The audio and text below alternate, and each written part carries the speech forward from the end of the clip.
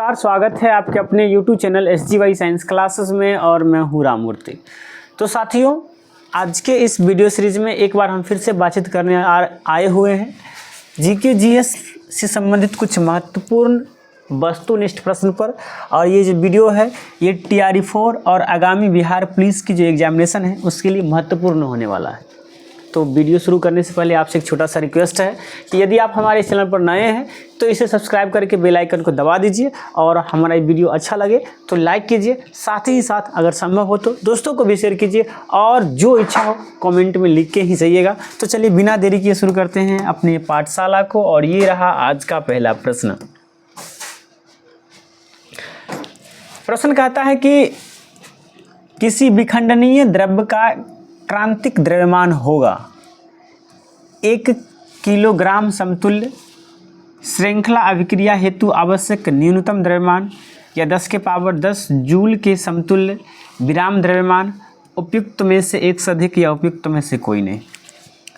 तो सबसे पहली बात, एक शब्द आया है यहाँ पर विखंडनीय, यानी यहाँ से आप कह सकते हैं विखंडन। विखंडन विखंडन क्या है? तो देखिए, किसी भारी परमाणु को या किसी भारी अणु को छोटे छोटे अणुओं में टूटना, किसी भारी अणु को छोटे छोटे अणुओं में टूटना विखंडन कहलाता है। विखंडन से क्या होता है, जैसे कि यहाँ पर यूरेनियम 235 का जब विखंडन हुआ है तो यहाँ से 2 छोटे कण बने हैं, एक ये और एक ये, और इसके साथ साथ यहाँ से न्यूट्रॉन उत्सर्जित हुआ है। फिर यहाँ पर फिर ये टूटा है तो न्यूट्रॉन उत्सर्जित हुआ है, भारी मात्रा में एनर्जी उत्सर्जित हुआ है। और ये छोटा जो अणु था वो ये जो बड़ा अणु था ये 2 छोटे छोटे अणु में टूट गया। तो ये जो विखंडनीय द्रव्यमान होता है, यानी जो द्रव्यमान विखंडित हो सकता है उसे विखंडनीय द्रव्यमान कहते हैं। और इसके क्रांतिक द्रव्यमान वो द्रव्यमान है जो श्रृंखला क्रिया हेतु आवश्यक न्यूनतम द्रव्यमान है, यानी बी इसका सही ऑप्शन होने वाला है।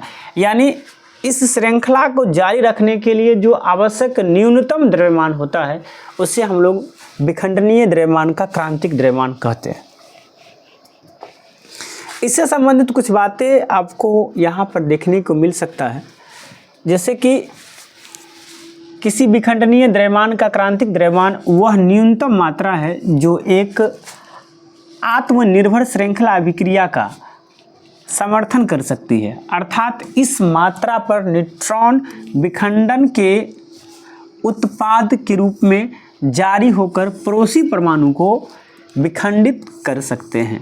यानी न्यूट्रॉन के विखंडन के उत्पादन के रूप में जारी हो सकता है, यानी यह एक द्रव्यमान है जो किसी न्यूट्रॉन को टूटने की जो क्रिया है उसको वो जारी रख सकता है। कहता है कि इस मात्रा पर, यानी क्रांतिक द्रव्यमान पर विखंडन अभिक्रिया के दौरान जारी न्यूट्रॉन अन्य परमाणुओं को विखंडन करने के लिए पर्याप्त होता है। यानी जब तक ये द्रव्यमान रहता है तब तक न्यूट्रॉन जो होता है वो अन्य परमाणुओं को क्या करता रहता है, विखंडित करता रहता है, जिससे श्रृंखला अभिक्रिया जारी रहती है। और क्या रहती है, श्रृंखला अभिक्रिया जारी रहती है। यानी इस प्रकार से कह सकते हैं ये जो द्रव्यमान है ये न्यूट्रॉन का द्रव्यमान है, और ये द्रव्यमान किसके लिए आवश्यक होता है, नाभिकीय विखंडन के लिए। अगले प्रश्न की ओर हम लोग चलते हैं, और अगला प्रश्न ये रहा आपके स्क्रीन बोर्ड पर। इसे पढ़िए और जवाब दीजिए। इधर ये फिगर है, ये कोई दवा है, और कहता है कि फलों को ज़बरदस्ती पकाने के लिए निम्नलिखित में से कौन सी गैस का प्रयोग किया जाता है।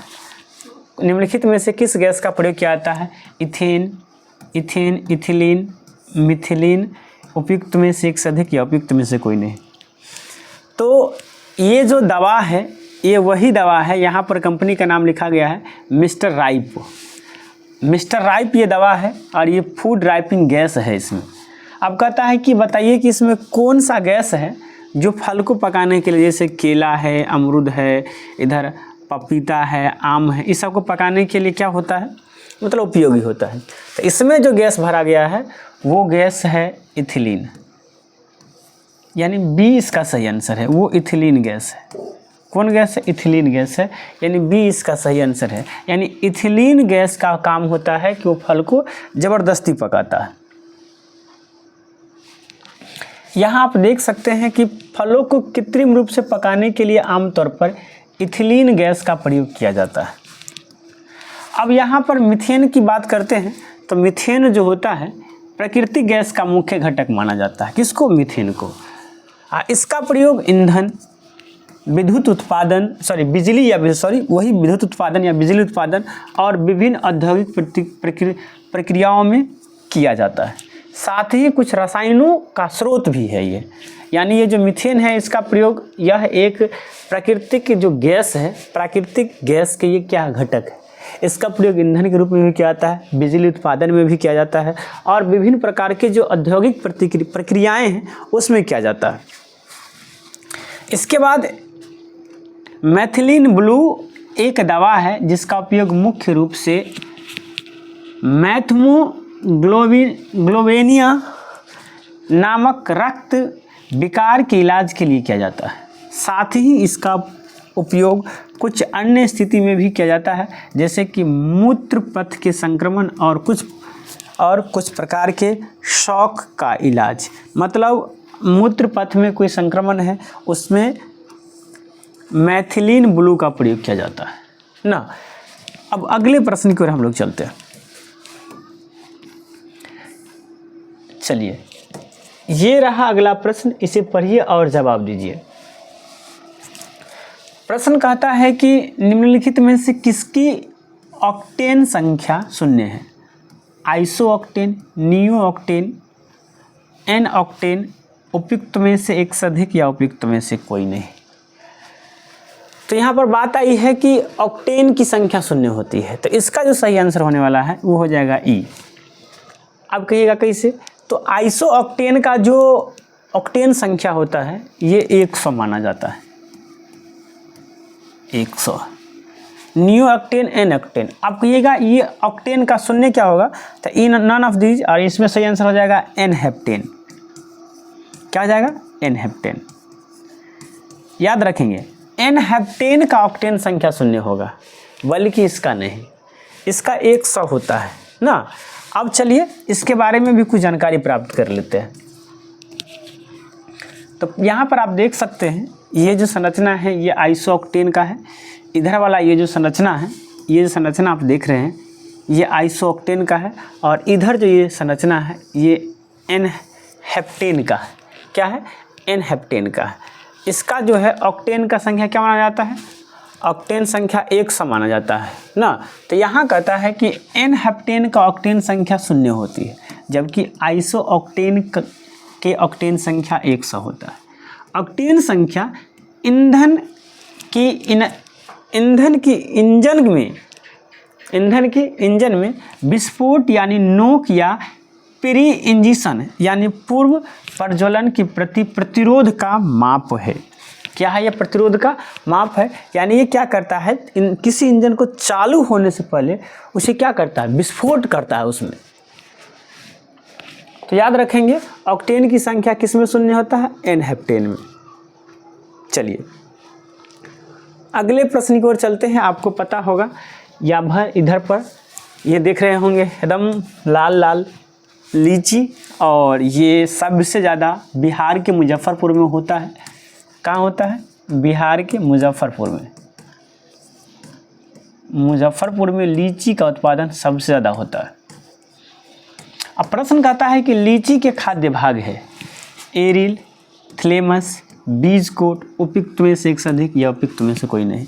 तो देखिए बीज कोट जो ऊपर वाला जो भाग है ना, ये छिलका, ये बीज कोट है, ये वाला बीज कोट है।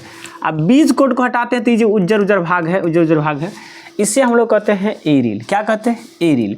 यही उज्जर वाला भाग को तो हम लोग खाते हैं ना। तो लीची का कौन सा भाग खाते हैं? एरिल खाते हैं। क्या खाते हैं? एरिल खाते हैं। याद रखेंगे इस बात को। ये जो उजला वाला भाग है एरिल है, ये जो बीज कोट होगा तो हटा देते हैं। यहाँ पर आप देख सकते हैं लीची के खाने योग्य भाग बीज चोल या एरिल होता है।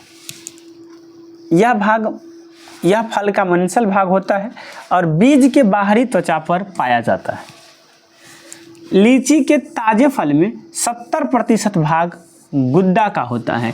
यानी एरिल जो होता है वो ताज़ा लीची है तो उसमें 70% भाग क्या होगा, एरिल का होगा, गुद्दा का होगा। और कहता है कि यह विटामिन सी का अच्छा स्रोत है। कौन, लीची। लीची से क्या मिलता है, विटामिन सी मिलता है। इस बात को भी याद रखेंगे। आम का फल खाने योग्य भाग, आम का फल खाने योग्य भाग उसके मध्य फल भित्ति, मध्य फल भित्ति, इसे हम लोग मेसोक्राप कहते हैं। क्या कहते हैं, मेसोक्राप।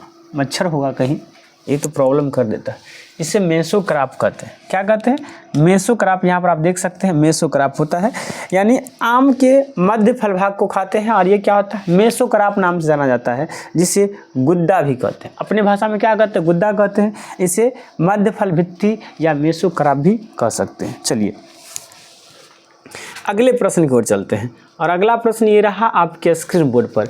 इसे पढ़िए और जवाब दीजिए।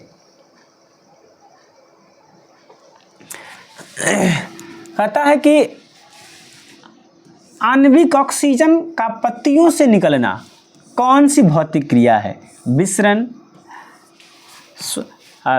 वाष्पोत्सर्जन, प्रासरण, उपयुक्त में से एक से अधिक या उपयुक्त में से कोई नहीं। यानी आणविक ऑक्सीजन का पत्तियों से निकलना कौन सी प्रक्रिया है, तो आणविक ऑक्सीजन का पत्तियों से निकलना ये विसरण कहलाता है। क्या कहलाता है, विसरण कहलाता है। और विसरण के माध्यम से ही जो पौधे होते हैं, पौधे की पत्ती से जो एक्स्ट्रा ऑक्सीजन होता है वो बाहर निकलता है। यहाँ पर आप देख रहे होंगे, यहाँ पर ऑक्सीजन ले भी रहा है और ये ऑक्सीजन को इंटरचेंज भी कर रहा है और ये क्रिया क्या होता है, विसरण होता है। यहाँ देखिए, यहाँ लिखी गई है बातें कि पत्तियों से आणविक ऑक्सीजन का निकलना एक भौतिक क्रिया है, एक भौतिक प्रक्रिया है जिसे विसरण कहते हैं। यानी पत्तियों से आणविक ऑक्सीजन को निकलना क्या है, यह एक भौतिक क्रिया है और ये क्या कहलाता है, विसरण कहलाता है।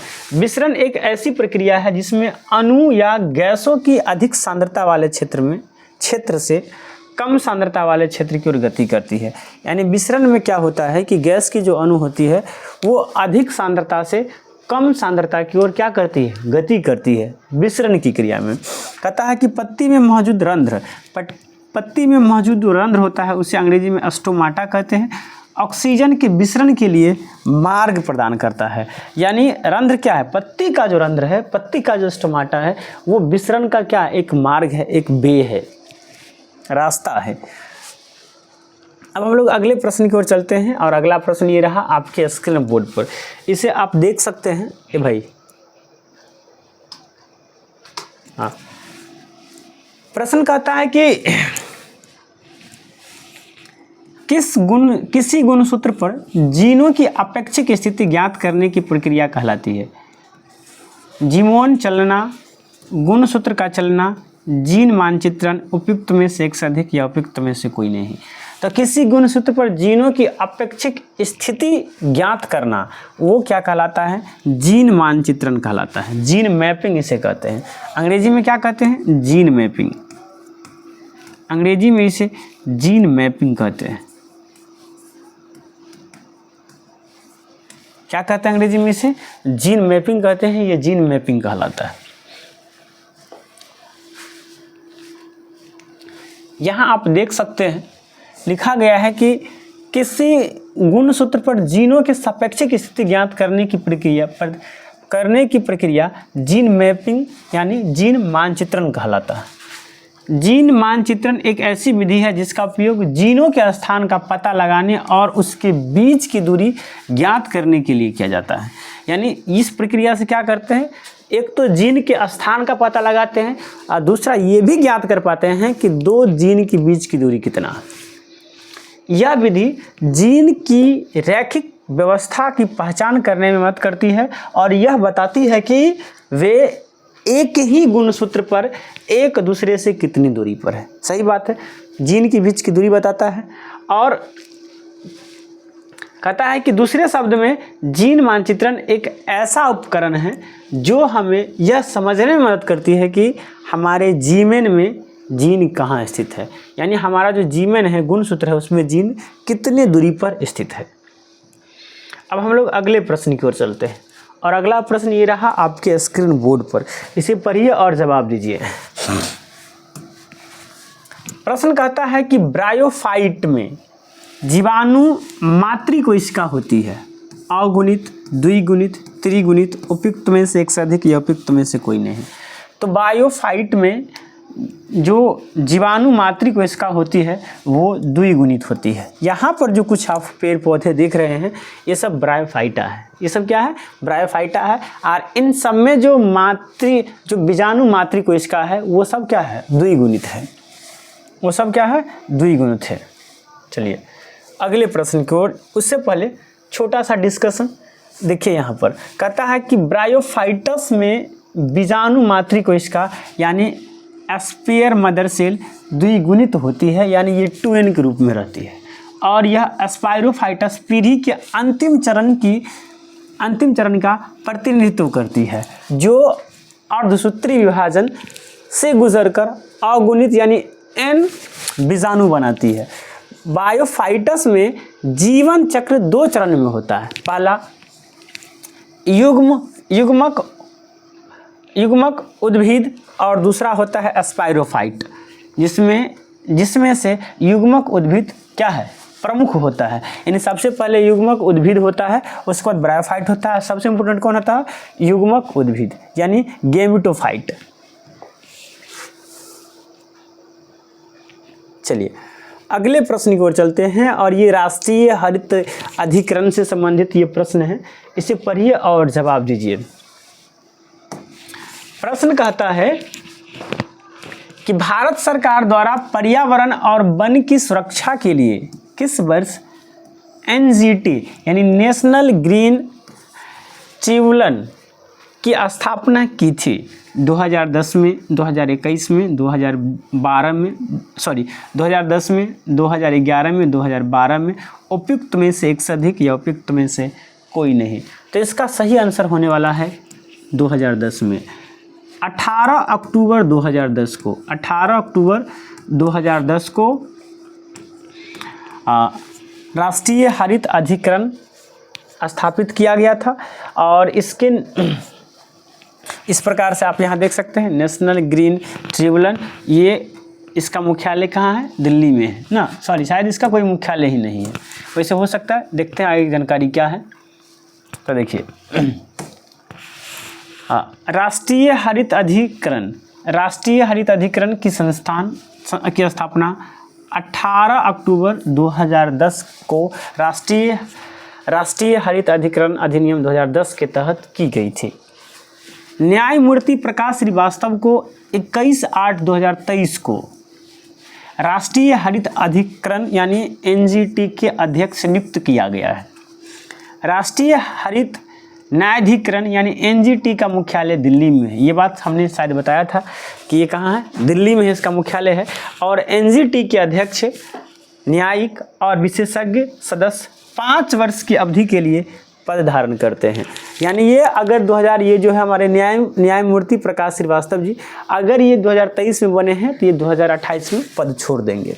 यानी इनमें जो पद होते हैं, चाहे वो अध्यक्ष का पद हो, न्यायिक का पद हो, विशेषज्ञ का पद हो, ये 5 वर्ष के लिए ही होता है।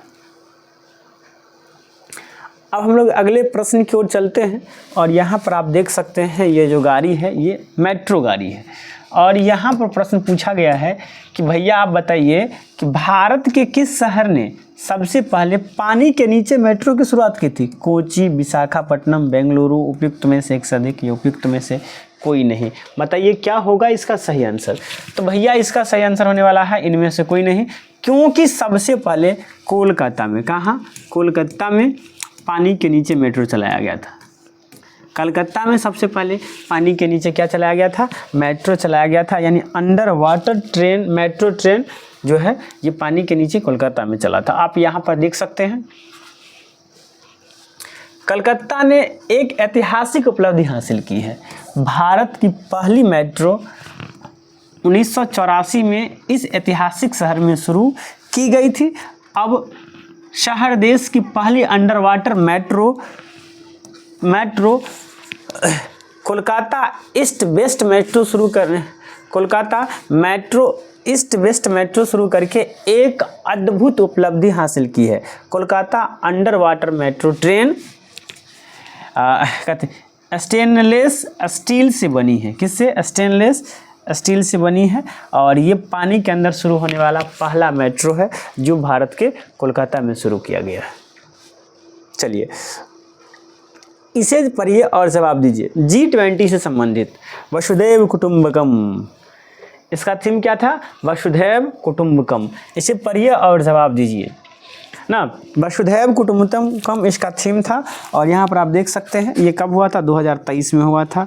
One earth one family one future, one earth one family one future, ये कुछ लिखी गई है। कहता है कि भारत की G20 अध्यक्षता में पर्यटन कार्य समूह बैठक कहाँ हुई थी? पर्यटन कार्य समूह की बैठक कहाँ हुई थी? पटना बिहार में, श्रीनगर जम्मू कश्मीर में, राजनगर उत्तराखंड में, उपयुक्त में से एक से अधिक या उपयुक्त में से कोई नहीं। तो इसका आंसर जो होना चाहिए दोस्तों वो होना चाहिए ई नंबर, उपयुक्त में से इनमें से कोई नहीं, क्योंकि इनके जो पर्यटन कार्य समूह की जो बैठक है वो गुजरात में हुआ था। कहाँ हुआ था? गुजरात में। और गुजरात में वो भी कहाँ? गुजरात के कच्छ के रण में, गुजरात के कच्छ के रण में हुआ था। बहुत इम्पोर्टेंट पॉइंट है। सब आदमी दिल्ली को ढूंढ रहे थे तो ये गलत बात है। चलिए यहाँ पर आप देख सकते हैं कि भारत की G20 अध्यक्षता के तहत पहले पर्यटन कार्य समूह की बैठक गुजरात के कच्छ के रण में सफलतापूर्वक संपन्न हुई। टिकाऊ और समावेशी पर्यटन को बढ़ावा देने के लिए नीतियां विकसित करने के लिए 4 G20 पर्यटन कार्य समूह स्थापित किए गए हैं। कितने? 4। कितने? 4 G20 पर्यटन कार्य समूह कितने स्थापित किए गए हैं? 4 किए गए। ये भी इम्पोर्टेंट हो सकता है। G20 की पहली बैठक साल 2008 में अमेरिका के वाशिंगटन में हुआ था। कहाँ हुआ था? अमेरिका के वाशिंगटन में हुआ था। ये बात सबसे इम्पोर्टेंट है। G20 का मुख्यालय कहीं नहीं है, कहीं नहीं है, कोई मुख्यालय नहीं है G20 का। ये बात याद रखेंगे। चलिए अरे भाई भागो मत। ये अरे बाबो, जियो जियो हो बिहार के लाला। क्या कहता है?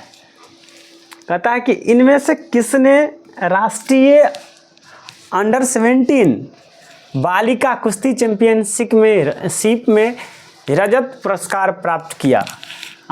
लीसा तोमर, निर्मला, पुष्पा यादव और उपयुक्त में से एक से अधिक या उपयुक्त में से कोई नहीं।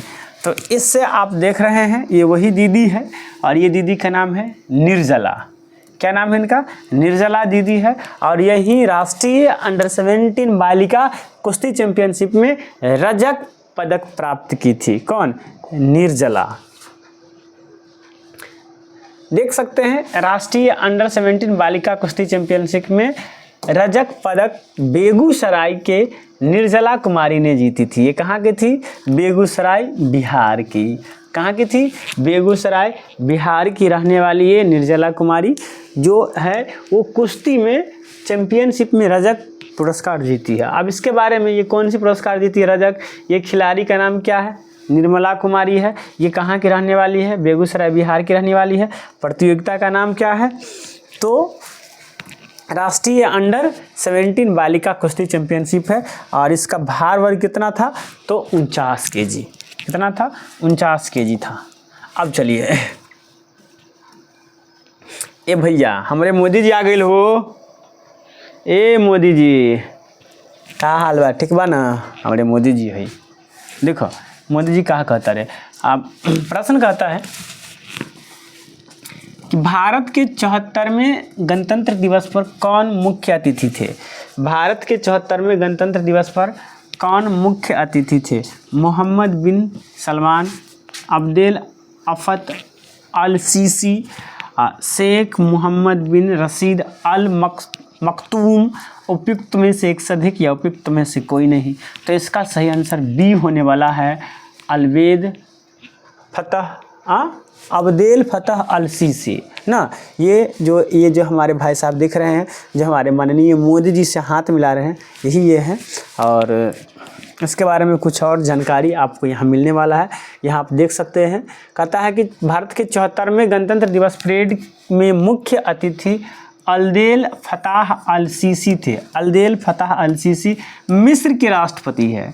कहाँ का राष्ट्रपति है? मिस्र के राष्ट्रपति है। और भारत का गणतंत्र दिवस हर साल, ये तो सब जानता है, हर भारतीय को पता रहना चाहिए, 26 जनवरी को मनाया जाता है। और इस दिन, जिस दिन 1950 से भारत का संविधान लागू हुआ था, सब आदमी को पता है कि 26 जनवरी 1950 को भारतीय संविधान लागू किया गया था। ये बहुत ही ज़्यादा इम्पोर्टेंट पॉइंट बनता है। चलिए अगले, ये जो नैया दिखाई दे रहा है ना, ये नैया नहीं है, ये सोलर संयंत्र है और इसी से संबंधित प्रश्न है। कहता है कि बिहार के किस जिला में प्रथम तैरता हुआ सोलर ऊर्जा संयंत्र बनाया गया था? दरभंगा, पश्चिम बंगाल, मधुबनी, उपयुक्त में से एक से अधिक या उपयुक्त में से कोई नहीं। तो इसका सही आंसर दरभंगा हो जाएगा ना। दरभंगा दोहरी अंगा, तो ये दरभंगा हो जाएगा। अब चलिए इसके बारे में कुछ और जानकारी है। कहता है कि बिहार का पहला तैरता हुआ सौर ऊर्जा संयंत्र यानी floating solar power plant Darbhanga जिला में बनाया गया, जो कैदिराबाद स्थित तालाब के किनारे स्थित है। स्थान की बात करते हैं, दरभंगा जिला के कैदिराबाद तालाब के किनारे है। इसकी क्षमता बात करें तो ये 200 मेगावाट बिजली उत्पादन करेगी। और सौर मॉड्यूल की बात करें, 200 मेगावाट है। सौर मॉड्यूल की बात करें तो इसमें 4004 सौर मॉड्यूल है। उत्पादन की बात करें तो यहाँ से सालाना 2.7 मिलियन यूनिट बिजली और 64,125 टन कार्बन डाइऑक्साइड की कमी में मदद मिलेगी यहाँ से। अन्य लाभ की बात करें तो मछली पालन को बढ़ावा मिलेगा और 10,000 लोगों को बिजली की सुविधा मिलेगी इससे। देख रेख की बात करें तो इसका देख रेख कर रहा है बिहार अक्षय ऊर्जा विकास एजेंसी यानी ब्रेडा। कौन? ब्रेडा। ब्रेडा का भी फुल फॉर्म पूछ सकता है, तो बिहार अक्षय ऊर्जा विकास एजेंसी। चलिए अगले प्रश्न की ओर चलते हैं।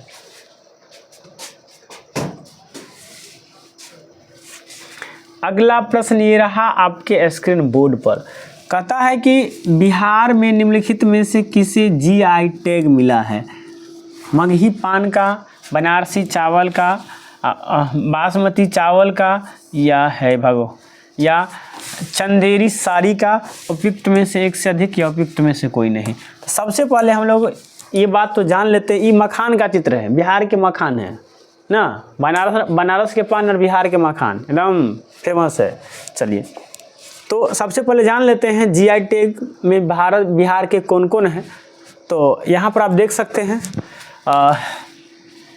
बिहार के कई उत्पादों को जीआई टैग मिला है, जिसमें भागलपुरी जर्दालू आम, भागलपुरी सिल्क, मुजफ्फरपुर की शाही लीची, कतरनी चावल, सिलाब का खाजा, मगही पान, मधुबनी पेंटिंग, मिथिला मखान और मिर्चा धान है। तो ऑप्शन में अपने हिसाब से कौन है? मगही पान। तो यहाँ पर क्या हो जाएगा इसका सही आंसर? मगही पान ना। मगही पान, बनारसी चावल नहीं था वहाँ पर, केवल मगही पान है ना।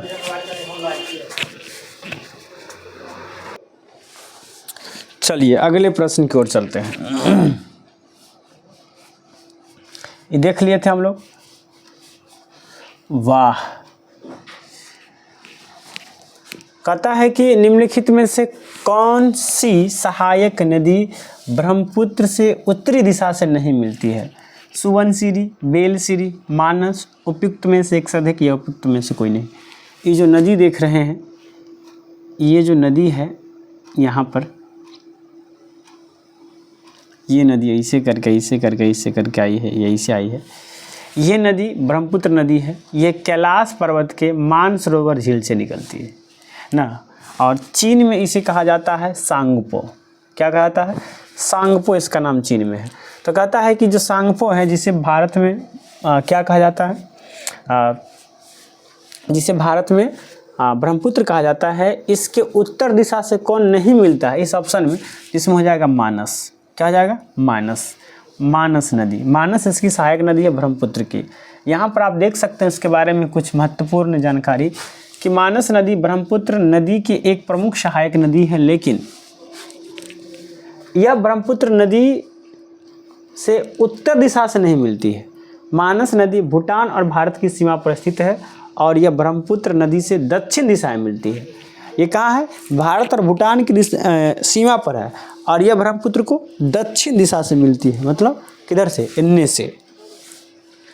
उसके बाद बात करते हैं तो सुबनसिरी, बेलसिरी और मानस नदी, ब्रह्मपुत्र नदी, मानस नदियाँ ब्रह्मपुत्र की मुख्य सहायक नदियाँ हैं। ये सब क्या है? ये सब ब्रह्मपुत्र की मुख्य सहायक नदियाँ हैं। तो दोस्तों, thank you for watching this video. इस वीडियो को देखने के लिए बहुत बहुत धन्यवाद आपको। लेकिन कैसा लगा आपको हमारा वीडियो, कमेंट करके बताइएगा। अगर अच्छा लगा है तो लाइक कीजिए, साथ ही साथ हमारे चैनल पर नए हैं तो इसे सब्सक्राइब कर लीजिए। और हाँ, एक और बात, कमेंट ज़रूर कीजिए। आप लोगों का जो सकारात्मक कमेंट होता है उसे देख करके हमें एनर्जी मिलती है और उसी एनर्जी से हम यूट्यूब पर काम करते हैं। तो चलिए मिलते हैं नेक्स्ट वीडियो में। आज के लिए इतना ही। जय हिंद, जय भारत।